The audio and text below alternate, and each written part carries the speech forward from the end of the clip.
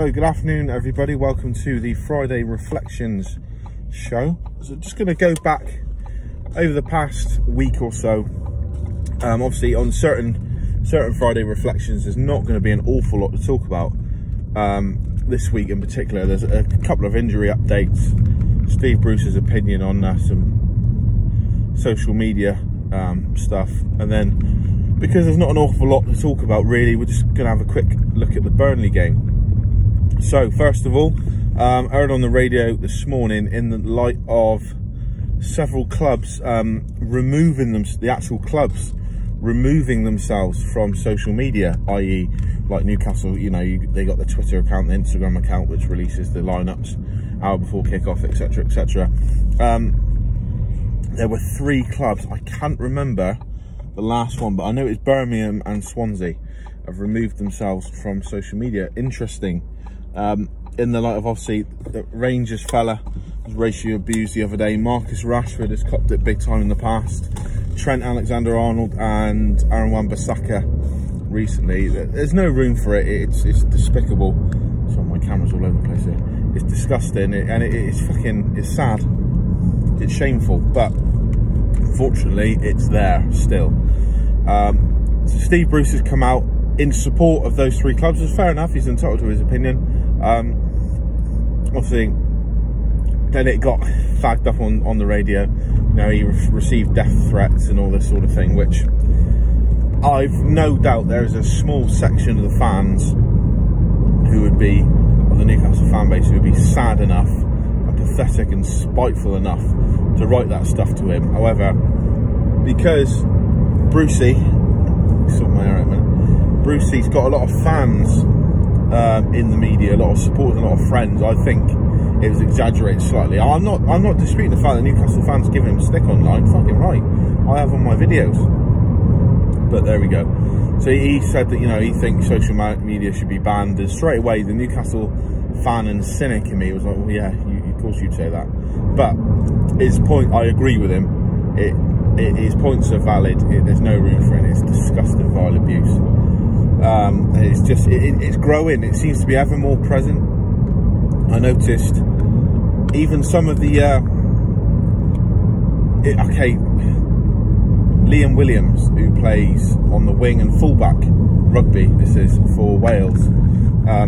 Alright, he is a white man, a white Welshman, so he doesn't get racist abuse, but the online abuse is starting to seep through into rugby now, which I know this is not a rugby channel, I'm a rugby fan, but it's not a rugby channel, but that shows that how much it's growing, because rugby has always been, you go to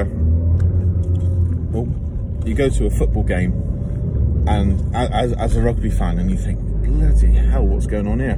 Vice versa, you go to a rugby game as a football fan, you think, oh, this is alright, this is weird, why are the fans sat next to each other having a beer? I prefer it like that, but anyway, so that shows how much it's growing. Now with, say, Twitter, you take Twitter for example, because Twitter is the prime platform, it's the most popular platform. When this abuse gets flagged up, 9 times out of 10 it's on Twitter. So surely the techno nerds at Twitter or at Apple or Microsoft, or it shows how much I know about computers, not a lot, these top people, surely it can be a case of when I've got a Twitter account, say if I wrote in da da da da da and used the N-word, I'm not going to say it on here, we all know what it means, surely that there's got to be some sort of technology that as soon as I press tweet or send tweet or retweet or whatever, there's got to be some sort of technology, then as soon as that tweet is sent out and bounced up to the satellite or whatever, boom, eradicated, fucking delete it, take it away, delete the tweet, or even better, as soon as you send something like that, which crosses the line, saying the F word is not crossing the line, of calling someone,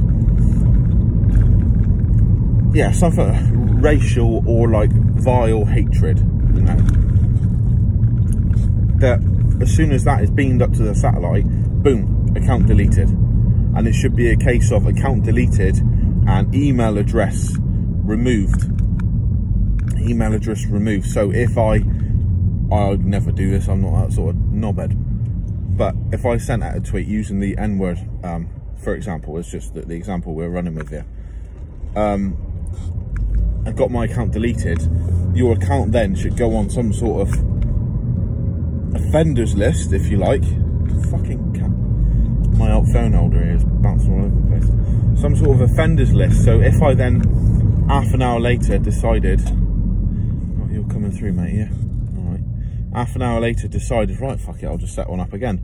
That email address is on file that cannot be used again. I think that should be the case. Don't you just love it when a bus or something comes through in traffic and every fucker just follows them? Like fucking sheep. Yeah, fuck off. Anyway, that's that bit covered. Right. So I agree with what Steve Bruce is saying. I think it's a little bit self-serving what he's saying, but then again, no one should get death threats online, regardless of how they're performing as a football manager. So next, injury news. Let's get the bad out the way first. Jamal Lascelles looks set to miss Sunday's game through a stress fracture in one of his feet that he suffered during the Spurs game. Obviously, I had no idea at the time. It's obviously one of these that they get through the game. You know, adrenaline can get you through so far, I suppose. Again, looking back to rugby, Richie McCaw, All Black captain in the 2011 World Cup, played, I think, the quarters, semi-final and final with a broken foot. So there you go. Adrenaline's a good painkiller. But it's one of those that it would have showed its head throughout the week, I assume. It's a shame. I was looking back through my videos the other day. I'm on 50 odd now. And one of my videos early this season, late last season, I did a video on him saying how he was underperforming, he's not the same player he was. But in the last 6-7 weeks, 2 months, he's been brilliant. I wouldn't say as dominant as he was in the first season when we came back up, but he's near that level. He's shown consistency. He's not making this, like, daft errors. He's not getting barged around and bullied like he has been at times this season. Yeah, last season at times. Obviously the West Brom game comes to mind, when we played them in the cup. Their striker come on in the second half, and if they had 10 more minutes, they probably would have scored again. But yeah, he's been brilliant. I've been really, really impressed with Jamal Lascelles, and like I said, the last sort of 2 months period when he's come back into because he had that time out the team, didn't he? When you think we were calling for him to be dropped, not so much aggressively, but just give the guy a rest. Give him a bit of time out. You know, we had Fernandez who was playing out of his skin.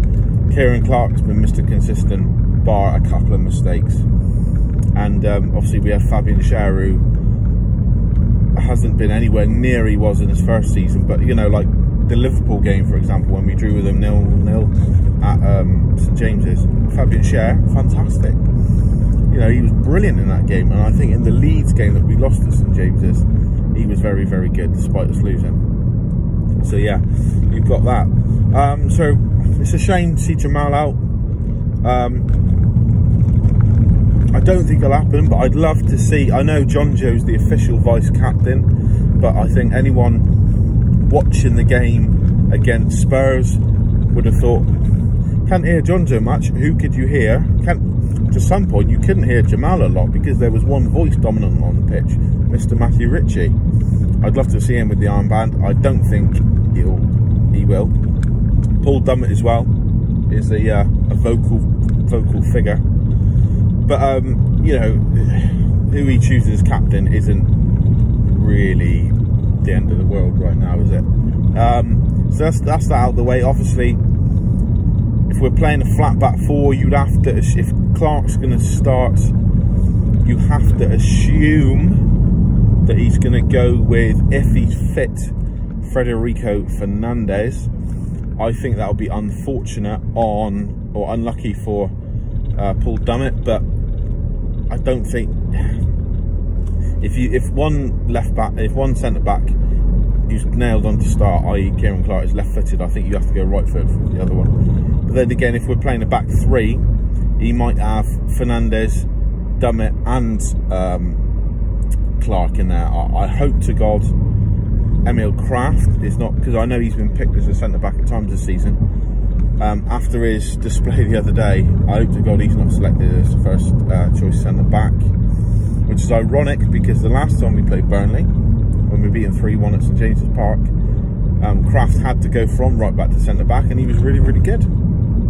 Funny. So yeah, we'll get onto that in a minute.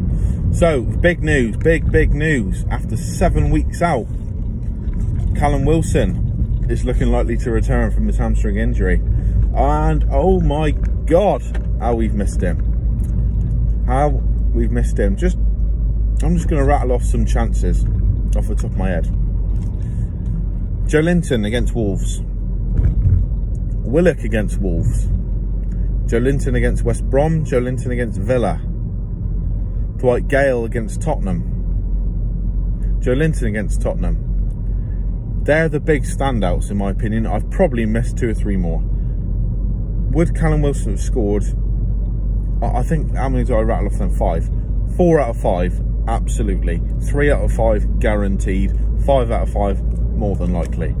And we would probably be above Brighton if Callum Wilson was fit. I'm not saying we would have beaten Brighton because that was a whole team performance that we were shocking across the board. However, you could argue, and there's almost no point talking about this because it's gone, but you could argue that if Wilson was fit, we would have beaten Wolves, would have beaten Villa, would have beaten Brom, and we would have gone into that Brighton game with a lot more confidence, and it could have been a different performance. But anyway, main thing is Callum Wilson is back in black and white. I would like to say I can't see him starting. Obviously, if he's fully fit and 100%, start him. You know, it's getting to that business end of the season where we need him. However, we saw with... Something's fucking rattling in here, it's doing my head in. We saw with Miggy Almiron against West Brom, against Brighton, sorry. He was not 100% fit. He started and it was obvious. So it's a difficult one. It's an absolutely must-win game. It's the biggest game of the season, and how many times have we said that this season? You know, it was Brentford, it was Fulham, it was Brighton, now it's Burnley. So it'd be interesting to see whether he starts or not. I'd like to say don't start him, bring him on for the last 30 minutes, but if he's, like I said, if he's 100% fully fit, we've got to start him. ASM has got to be looking at a start now, because he come on against Brighton, come on against Tottenham, you know, that's what, 3 full weeks of training, 3 and a bit weeks of training he's had, fit. So, you know, he should be approaching that peak fitness now. And as I've said in other videos, Burnley in that last game, which was one of our very few really good performances, Burnley were absolutely shit scared of Alan Saint-Maximin for good reason. I'm sorry about this fucking camera. I've got this camera holder and it sits on like where your heaters are in like the little grills, and it will not fucking sit still. Yeah, so ASM tore it up against Burnley last time. If we can have a repeat performance, that'd be brilliant. So now the big question is, do we, because this is a team that is less talented, not as good as Tottenham, Burnley play a very specific, you could say predictable style, but it's effective for them, it works. They do what suits them. It's not the most sophisticated style of play, but they're disciplined, they're rigid, they're tough, they're resilient, and like I said, they're effective. They do what works for them. They got some brilliant players who play really well in that certain way. So the question is, do we go back to 4 at the back because this is a weaker team in Tottenham, or do we stick with I know it was a 3-4-1-2, but it was 5 at the back, wasn't it? I'm on about when we're defending. I think there's an argument we stick with the same. I think we stick with the same. I don't think that'll be a cowardly move or a, you know, a too reserved, conservative move. I think we stick with the same, to be honest. You know, 3 centre-backs wide across the pitch at times when we got the ball. 2 wingers hugging the touchline, which they did very well. Your 2 sort of box-to-box midfielders, someone attacking, and then your 2 up front. Or to accommodate Alan Saint-Maximin in his proper position, you could do a 3-4-3. A 3-4-3 works. And I'll tell you why. You've got your 3 centre-backs. You've got Matt Ritchie left wing, Jacob Murphy right wing. Say, it's going to be like John Joe and Joe Willock in the midfield. Or it could be John Joe and Sean in the midfield. I'd love it to be Matty and Sean in the midfield, but it's not going to be. And then you could have Miggy off one wing, ASM off the other, Callum Wilson through the middle. Or you could still do that with Dwight Gale, to be fair, because, I mean, let's have it right. Callum Wilson is a... it's a green light here, guys. Are we going or what? Callum Wilson is a far superior striker to Dwight Gale, and that's not a dig at Dwight Gale, it's just the facts. You know, we're in April, or first week of April. Callum Wilson's been out for nearly 2 months, and he's 1 goal away from double figures in a team like ours. I think it's quite impressive, to be honest. So that says it all. Obviously, we've certain section of fans, I'll include myself in that, have been calling for Dwight Gale to be playing a lot more than he is. But then when you think you look at the games that he's played, you can't blame him for the Villa games. He's playing out on the fucking wing. But especially last week, you know, that double chance he had. You know, if Dwight Gale's like the good finisher we think he is, you should be putting one of them away. And I know, personally, I don't think Hugo Lloris is as good as people make him out to be. But he's still a good goalkeeper. He's still an international class goalkeeper, and they were good saves.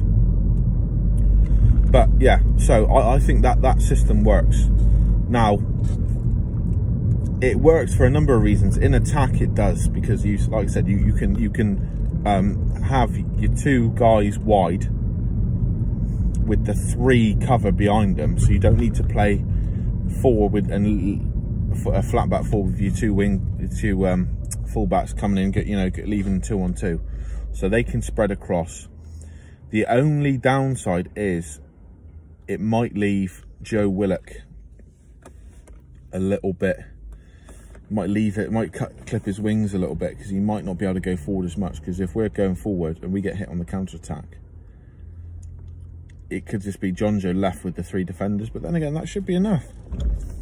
And if we play it smart, I'm going to put out, what will Bruce play? I think Bruce will probably play the same team as last week, in the same formation with ASM up top with Callum Wilson, and then he'll play John Joe and Sean, Murphy and Ritchie, Almiron behind the 2 strikers. Then he'll probably go with Dummett, Clark, Kraft, Dubravka. But what I would do is Dubravka,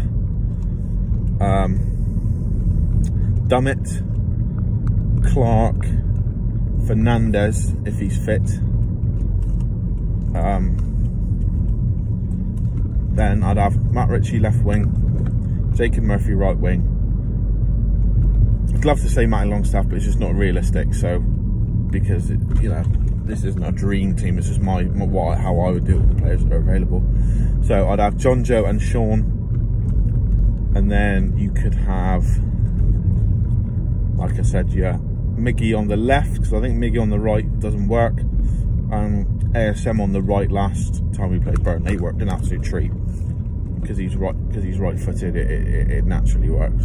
And Callum Wilson. So what I'm saying is, you've got, if you put either Joe Willock or Sean Longstaff alongside Jonjo Shelvey in attack, Sean or Joe are going to be the runners. Sean gets forward a lot.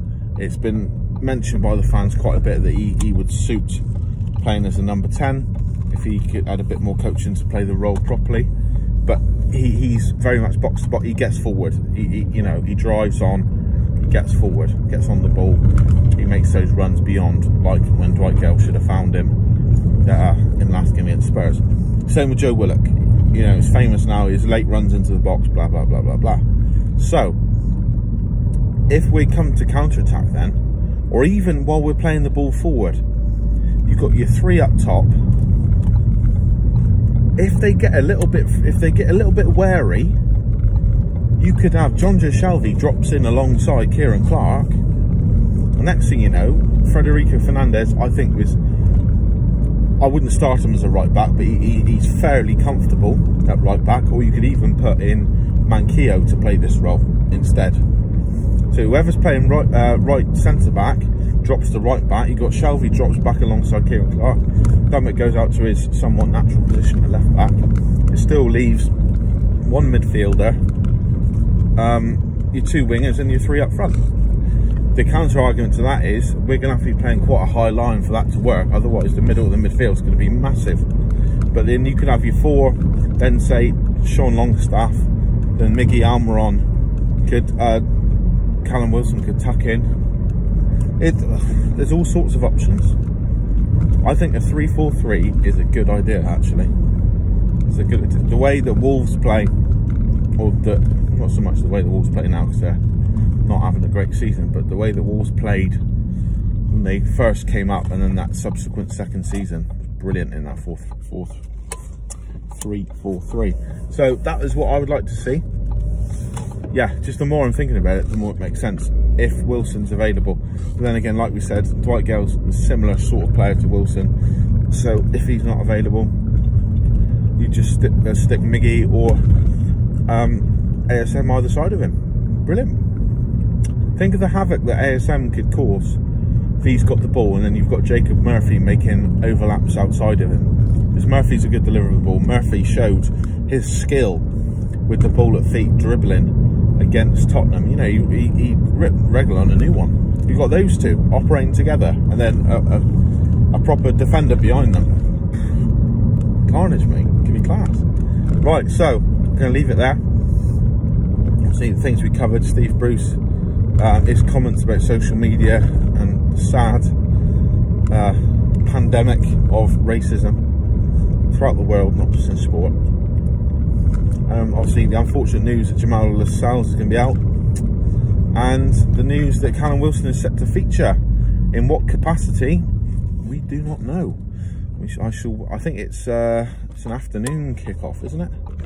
Against I think it might be midday kickoff or after 12. So I shall wait for late morning Sunday before doing my lineups video, and all will be revealed. We shall see. Until then, if anyone's watching, thanks for watching. Please like, subscribe, all that malarkey, and hopefully the channel will grow a little bit more. So, cheerio.